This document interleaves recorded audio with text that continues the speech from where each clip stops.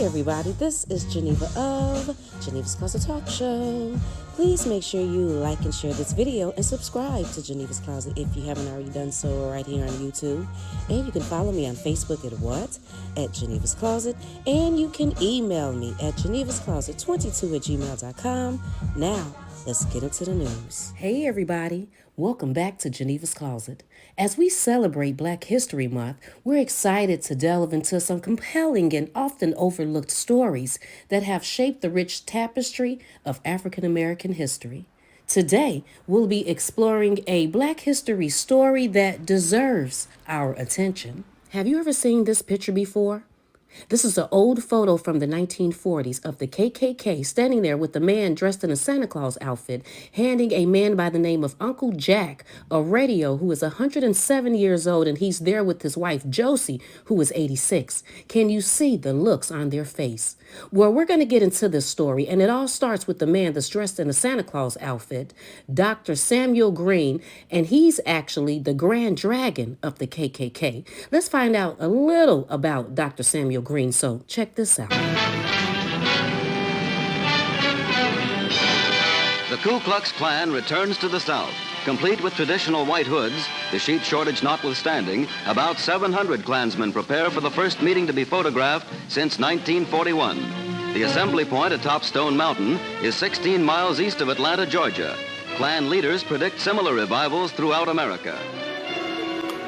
In October 1946, the organization was taken over by Samuel Green, a member of the Klan since the 1920s. A doctor from Georgia, Green began organizing ceremonies and doing extensive advertising. He sold the rights to film them to the media, including to Life magazine. We don't hate the Negro. God made him black, and he made us white. And you will find this laid out in the 11th chapter of Genesis, in which he segregated the races. And we, knowing that for 5,000 years the white man has been the supreme race, we, the Knights of the Ku Klux Klan, intend to keep it the white race. Despite going bankrupt, the Klan had maintained an underground network. There were still thousands of people willing to pledge allegiance to the organization. So, Dr. Samuel Green, who became an obstetrician and a KKK member all in the same year, reassured his audience that niggas, Jews, Catholics, labor organizers, and any alliance between them would not be tolerated by the Klan. In his words, the white man was born supreme. We didn't want to be reconstructed, and we don't want to be organized. So you can just imagine, with all the hate, the Klan started attracting some negative attention. So Dr. Samuel Green took it upon himself to go on a campaign, I guess, to let black people know that the Klan wasn't really that bad. Tuesday, December 21st, 1948 is when Dr. Samuel Green and his Klansmen gave Uncle Jack the radio. But a few things transpired before that date, so let's get into it. On January 12th, 1948, Uncle Jack and his wife Josie house caught on fire. So let's get into this article, and it says, former slave 106 and wife get new home, Talladega, Alabama. A 106-year-old Negro and his wife were living in their new house 5 miles from here today. But it took a fire to move them out of their old one, in which they had lived 40 years. The couple, Jack Riddle and his wife, said, "We just couldn't give up that house, but they watched it burn down yesterday. And this morning, with a few clothes and with but little furniture, they are now in the new one." Riddle, a former Georgia slave, had paid for the old house with his meager savings of years. It was the only thing he had ever owned. It wasn't an old house to him and his wife Josie, but his son decided that it was and built a new house for them nearby, but they ignored his appeal for them to move. The fire broke out yesterday about noon. They don't know how it started, but before long, the house they loved was an inferno. The Reverend Jack Smelly, if I'm saying that correctly, saw the smoke and called the fire department W.C. Cap Holmes, and his volunteer crew rushed out, despite the fact they are ordinarily limited to fighting fires within the city limits, but they arrived too late. All Riddle and his wife Josie could say as they leaned on others for support and trembled with grief as their home was burnt down was, "We want to thank everybody for what they have done." Riddle said he was born in Atlanta 106 years ago and in his early teens was sold on the block for $50. He was later sold to the Pope family at Talladega. After the war between the states, Riddle, his mother, and the other children were freed and had no place to go, said Riddle. When Judge Hardy Riddle's grandmother took us in and my mother became her cook, that is how we got the name Riddle.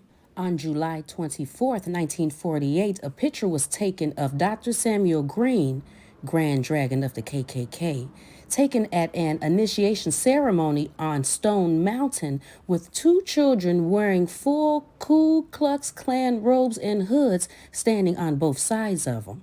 People wasn't necessarily happy when they seen that picture. And then on December 11th, 1948, an article came out of the Minneapolis Star of a little girl with a full KKK outfit on with a gang of KKK members standing behind her looking like ghosts. Well, let's read what this article said. Child wears Klan garb. A small girl wearing the traditional Ku Klux Klan outfit made her appearance at the Macon, Georgia City Auditorium Friday night during a mass initiation of 300 candidates into the robed order. About 150 women were among the mass group which watched the ceremony. Dr. Samuel Green, Atlanta, Georgia Klan Grand Dragon, said Klansmen believe in giving the Negro an equal chance. He said the Klan stands for white supremacy, but does not hate the Negro, the Catholic, or the Jew. Just 6 days after the Minneapolis Star came out with the article with the girl with the KKK outfit on December 17th, 1948, they made another article, and this one is called A Disturbing Picture. I'm going to read some of it to you, and it says, to the editor, the picture of the child being indoctrinated into the Ku Klux Klan on the front page of the December 11th Star disturbed me very much, especially when I read the insert under the picture. How can Dr. Samuel Green, Atlanta, Georgia Grand Dragon, give the Negro an equal chance and still believe in white supremacy? Sure, you can give a dog equal chances and still remain supreme over the dog, but I have been under the impression that Negroes were human beings. He goes on to say, white supremacy does not fit in very well with my concept of democracy. And this was by Orville B. Iverson. Dr. Samuel Green, Grand Dragon, and his Klansmen had all of these different negative situations going on all throughout 1948. And then on December 21st, 1948, that's when they decided to gift, if that's what it was, Uncle Jack the radio. But on December 23rd, 1948, the Atlanta Constitution wrote about it, and this is what they said. Klan gift to Alabama Negro proves its fairness. The Ku Klux Klan gift of a radio to a 107-year-old former Negro slave in Talladega, Alabama, so he can hear the preachers, was hailed by Grand Dragon Samuel Green as an illustration that the Klan doesn't hate Negroes. No. Dr. Green, informed by newsmen of the incident, said he had not received an official Klan report yet, but apparently the local Klan in Talladega had made the presentation of their own accord. Jack Riddle, the ex-slave, said on his 107th birthday recently that he missed hearing sermons because he was too old to attend church. Several carloads of Klansmen drove to Riddle's cabin Tuesday night. One was dressed as Santa Claus. He called Uncle Jack and his 86-year-old wife to the porch and presented the radio. The Klan believes in white supremacy and segregation, Dr. Green commented. The Klan also believes in treating Negroes fairly and honestly. Oh, how nice of him. Anyway, so they claimed that they wanted to gift Jack Riddle with the radio. So why did they come several carloads at nighttime? And then you called them to the porch to give him the radio. I mean, you couldn't come just you by yourself. You couldn't come during the daytime. You couldn't have came by yourself during the daytime and then came and knocked on the door. No, you had to come several carloads at night and then call them out to the porch. Now, even though there's a part of me that feels like when they came over there like that, Jack Riddle was terrified. But then again, there's another part of me that feels like at 107 years old, Jack was not scared and he could not be intimidated. He has seen and been through everything. And when they called him out there, I feel like he went out there and was like, yeah, what's up? What do you want? What do you need? They gave him the radio. He took some pictures, said thank you in his mind, said now you can get your racist phony self up out of here, turned around, went in the house with his wife Josie, took his brand new radio, turned it on, and listened to his sermon. Now, what do you think? I don't know how Jack Riddle felt about it, but I know when the world seen it, they definitely had something to say. Some people applauded it, and others questioned the authenticity of Dr. Samuel Green and his Klansmen. Dr. Samuel Green continued to do what he do best, cause chaos. And in 1949, after the Brooklyn Dodgers announced that January that their exhibition games would be in Macon and Atlanta, Georgia, Green stated, "There is no law against the game. But we have an unwritten law in the South, the Jim Crow law." His statements were against the black players on the team. During the games, Green used his political ties to try and ban Dodger players Jackie Robinson and Roy Cabanella. In August of 1949, Samuel Green was elected Imperial Wizard of the KKK. And just 2 weeks later, in Atlanta, Georgia, on August 18th, 1949, he died of a heart attack in the rose garden of his home. He was 59 years old. His death weakened the Klan by further splintering its leadership. Jack Johnson Riddle, a.k.a. Uncle Jack, was born on November 15, 1841 in Cobb County, Atlanta, Georgia, to his dad, Tom Riddle, and his mother, Martha Taylor. And just 2 years after the Klan gave him that radio, the Tuscaloosa News put an article out about him. Let's see what it says. Dated Wednesday, November 15th, 1950, Uncle Jack Riddle marks 109th birthday. Uncle Jack Riddle celebrated today with turkey and turnip greens. It was his 109th birthday. The age ex-slave played his fiddle and did a little buck dancing too. The turkey came from Talladega firemen. They also brought him a new battery for his radio. Uncle Jack was born near Atlanta in 1841. He was brought as a boy to Talladega. His wife, Aunt Josie, is only 90. They will celebrate their 75th wedding anniversary December 24th. I can't even say sadly because Jack Riddle lived a long life. But on December 6, 1952, at the age of 111 years old, Jack Johnson died. And when he passed away, a lot of articles came out about it. And that was actually my first time doing my research of being able to see a clearer picture of him and see what he actually looked like besides the picture with the Klan. So this is what one of the articles said. 111-year-old Talladega Negro ex-slave dies.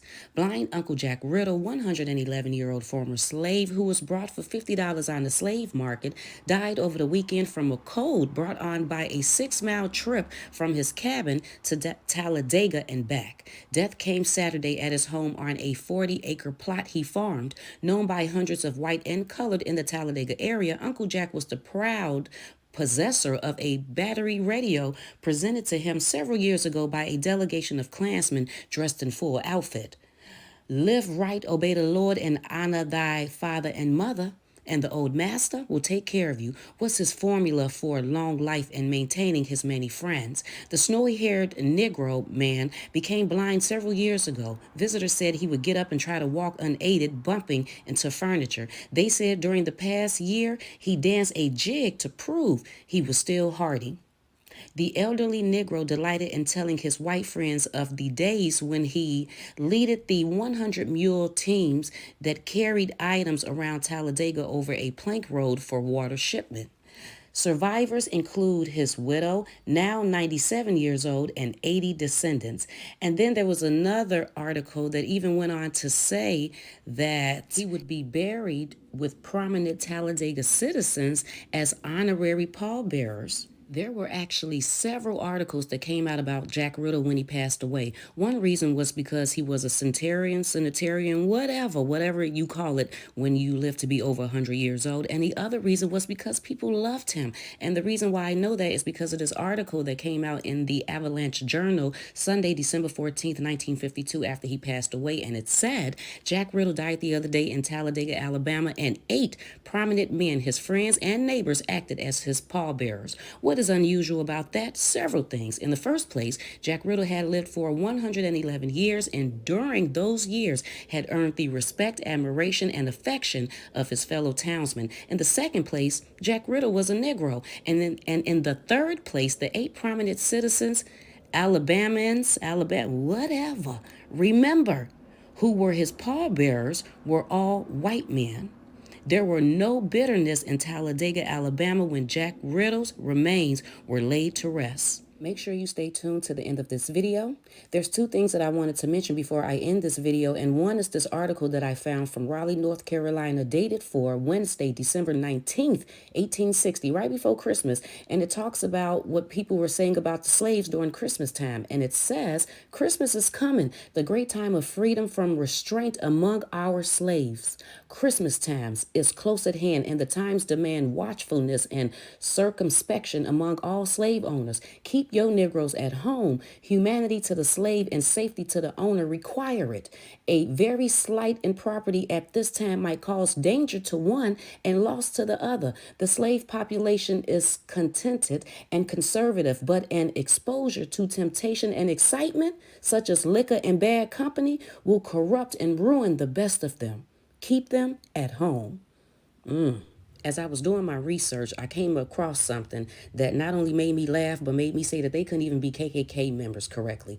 And it says, in October of 1946, Dr. Samuel Green orchestrated a revival ceremony on Stone Mountain, okay? So everybody was there getting ready to, become KKK members, and they had lit the cross on Stone Mountain. It was 200 to 300 feet high. Everything was going great. But the only problem for the ceremony was that there were more members and initiates present than robes and hoods available to them. Many of them wore handkerchief masks instead of more traditional Klan uniforms. And Dr. Green Samuel sold to Life magazine the rights of taking and publishing photos of the event. I don't even know why, because they look like Zorro. Is it Zorro? Is that the masked man? But anyway, it made me think of this. Check this out. I can't see fucking shit out of this thing. We ready or what? Oh, hold on. I'm fucking with my iPhone. Oh, shit. Just made it worse. Who made this goddamn shit? Well, it's why. You make your own goddamn mask. Look, nobody's saying they don't appreciate what Jenny did. Well, if all I had to do was cut a hole in a bag, I could have cut it better than this. What about you, Robert? You see? Not too good. I mean, if I don't move my head, I can see you pretty good, more or less. But when I start riding, the bag's moving all over, and I'm not blind. I just made mine worse. Anybody bring any extra bags? No, nobody brought an extra bag. I'm just asking. We have to wear them when we ride. Oh, well, shit fire! If you don't wear them as you ride up, that just defeats the purpose. I can't see in this fucking thing. I can't breathe in this fucking thing, and I can't ride in this fucking thing. Well, fuck all y'all. I'm going home. I watched my wife work all day, get 30 bags together for you ungrateful sons of bitches, and all I can hear is criticize, criticize, criticize. From now on, don't ask me or mine for nothing. Now look, let's not forget while we're here. We gotta kill a nigga over that hill there. And we gotta make a lesson out of him. Okay, I'm confused. Are the bags on or off? I think we all think the bag was a nice idea. Yeah. But not pointing the fingers, they could have been done better. So how about no bags this time? But next time, we do the bags right, and then we go full regalia. Wait a minute. I didn't say no bags. But nobody can see. So, So it'd be nice to see. God damn it! This is a raid! I can't see, you can't see. So what? All that matters is can the fucking horse see? That's a raid! I would like to know how you all feel about this situation, and while you are letting me know, could you please like and share this video and subscribe to Genevas Closet if you haven't already done so right here on YouTube. And you can follow me on Facebook at Genevas Closet, and you can email me at genevascloset22@gmail.com. You all have a fabulous day, and I will talk to you later. Bye.